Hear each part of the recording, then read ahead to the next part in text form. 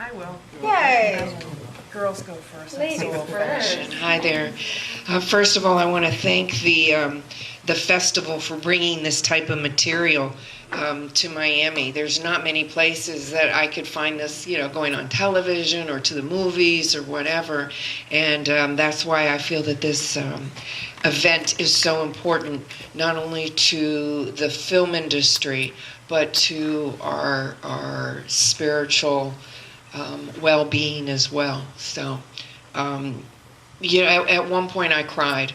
It was very touching. Whenever I sit on these things, I never know where to. It's like I divide it up between my spirituality side, my filmmaker side, And I mean, it's sort of. I felt the film was very long. One of the hardest things to do as a filmmaker is edit. You fall in love with all of it, and when you get into the editing room, to be able to really say this is what's needed to move the story along. A film shouldn't have anything in it that isn't needed to move the story along. And when it gets so long that the audience starts leaving, I think that then it's problematic. There was a few interesting camera angles right in the very beginning, when you see that there's this war and he's running out, and they do a shaking of the film. And there was one other time that they used it when he was, I guess, having his spiritual awakening, and they sort of made it look like he was tripping or something for people my age. So, I mean, that's what the old LSD trips, visuals, so that was interesting. The film was good. I think if I was going to add anything to it was maps, so I would know historically where we were at the time, so I could, because I wrote down and I want to go home and revert to that.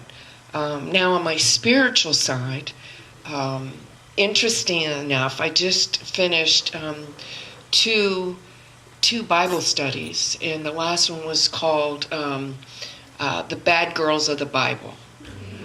And I found myself reverting back to that Bible study, because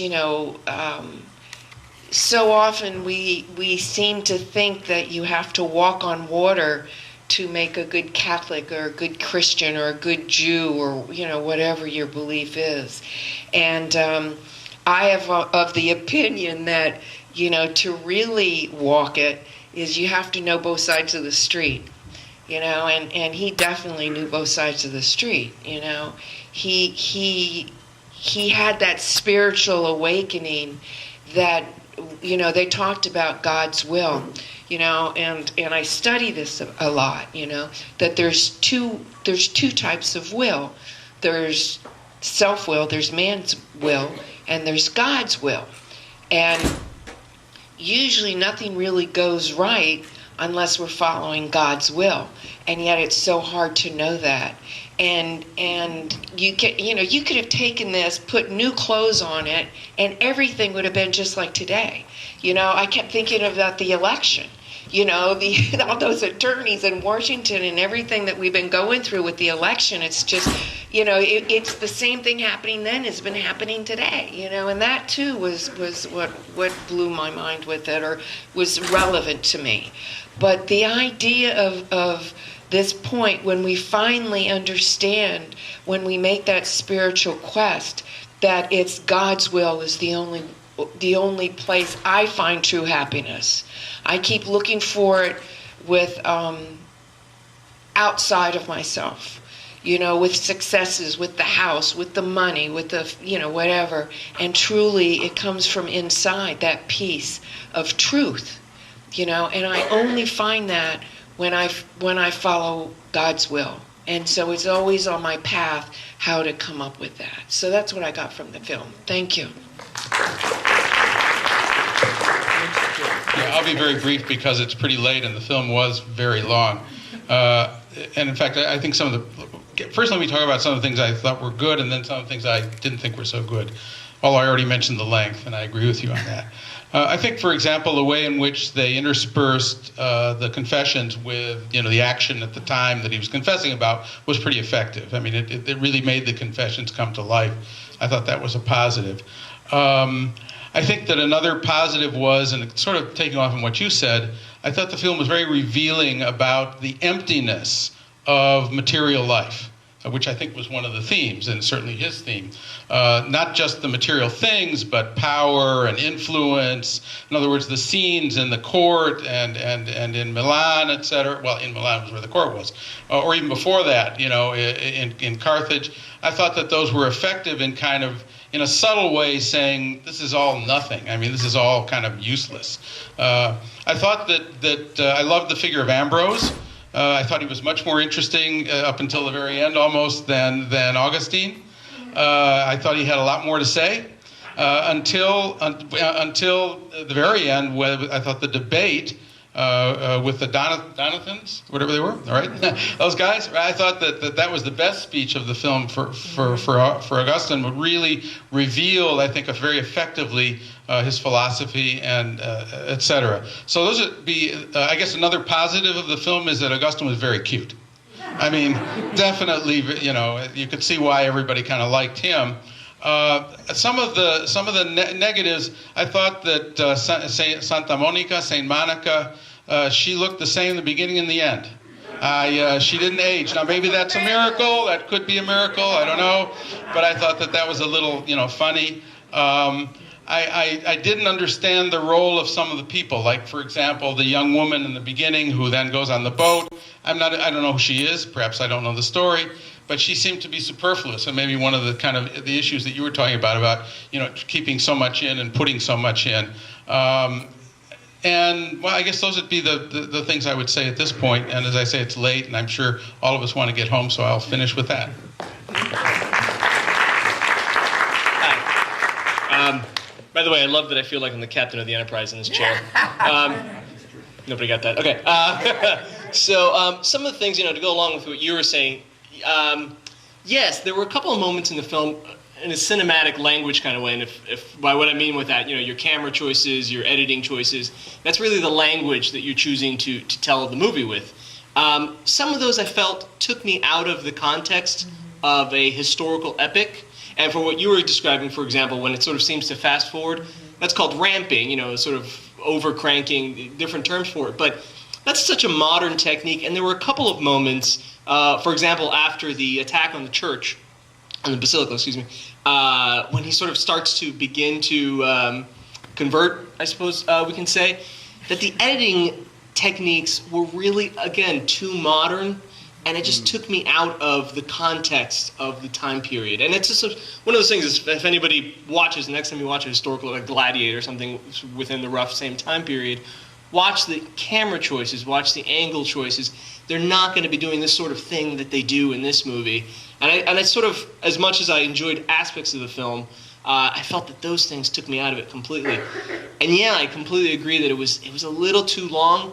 Did anybody see a couple years ago with the festival, the Mighty Max? Was it last year or 2 years ago? First opening night. It was first year. First year, was it? Anybody see Mighty Max? Or if you haven't, please, God, rent it from Netflix. It's probably out there at Netflix. It's a wonderful film. And some of the real girls that played basketball, that were portrayed as characters in the movie, were there. And one of them said, to the director who was in the panel, said, oh, we prayed before every game, but you only showed it once in the movie. And I'm thinking, Mighty Max is like a perfectly cut movie. It's really a tight hour and a half or whatever it is, compared to this, which I felt 20 minutes too long. Thinking of that comment, I'm going, yeah, exactly. You did pray before every game, but you only need to see it once. You know what I'm saying? You only need to see it once to get the message. So as much as I like that film, I will leave it with the same criticism. It's just a little too long, and the context of what they chose editing-wise and camera angle-wise kind of took me out a little bit of the story. And I don't know if anybody else felt the same way. I'm good. I have a question for you. Sure, of course. Yeah. You pointed out the scene of his conversion, essentially. So, I wasn't that convinced by the conversion. It didn't. I didn't have that catharsis. I didn't see him having it. And was the problem, do you think, the way they shot it, or was it a script problem, or was it was it essentially an editing or a camera problem? Well, it's interesting that you say that exactly, because there's almost like two conversion scenes. What should I say? There's right after the basilica, and then he sort of finds himself in the field reading, and then he goes to the church and sort of has his baptism scene. Now, I felt the baptism scene after he wakes up in the garden is, because of exactly what I'm saying, the language that they choose to, and they use what I call the Jaws shot. The sort of like looking at the sheriff on the beach, seeing the shark attack. He's looking up at the cross, and he sort of slowly realizes what's happening, or sort of awakens himself. I felt that scene worked better than right before that, which is sort of this cut up, inner quick cuts of dialogue. I thought that maybe is an aspect of that.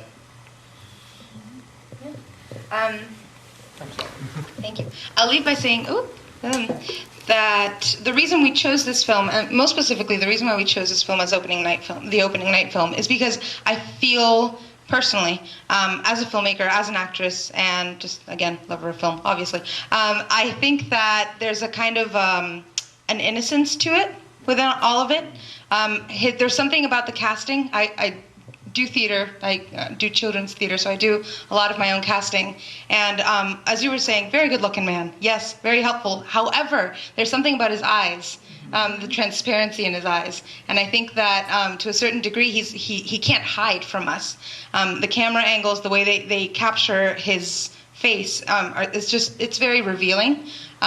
So, yes, length is going to feel lengthy, especially when we started half an hour late.